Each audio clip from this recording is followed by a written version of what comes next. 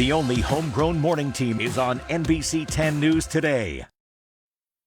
Football's back, but so is the risk for flash flooding as we go into your Sunday afternoon and evening. 1 to 2 inches of rain may fall, and we're going to find some curb-to-curb flooding. I'll break down all the details coming up.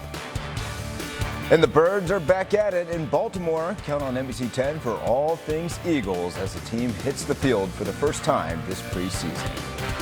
In a neighborhood in mourning, the community dealing with the impact of gun violence they had on their block as the search for the shooter continues. This is NBC 10 News.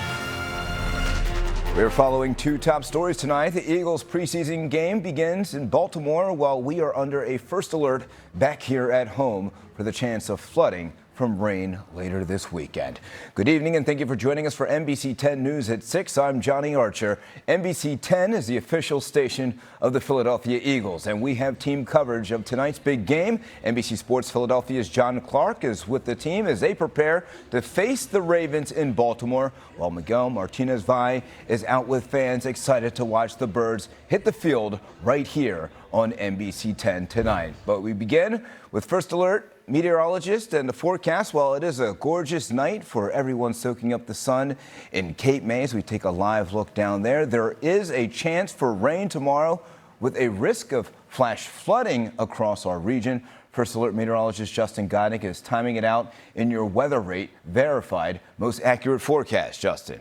Johnny, this summer has gone from two extremes, right? You started with the drought in place almost everywhere, and now we've had a tremendous amount of rain in about a month and a half. So every time we get thunderstorms into the area, the threat for flash flooding is on the table. It's just so hard for the ground to absorb any additional rainfall. This is Sunday, in particular, Sunday afternoon going into Sunday evening, a more likely threat for flash flooding in the yellow shading. It's basically the entire area we cover, but I do think this is going to be focused in particular as you work down towards parts of northern Delaware, Philly, Chester County, Delco, and the southwestern corner of New Jersey. Let's take it hour by hour here throughout the overnight. It's a quiet night on the way. No issues or problems. A little bit more muggy, though, and as we wake up Sunday morning, clouds begin to filter in. 70 degrees for the wake-up temperature. By Sunday late morning, the first showers are popping up Newcastle County, Chester County, Berks County. Then they begin to fill in and head towards Philly towards the early part and middle part of the afternoon. Here's some heavier bands by 4 p.m. pushing into parts of Chester County and into Newcastle County. Those will reach Philly around dinner time or so, 6 p.m. on your Sunday evening.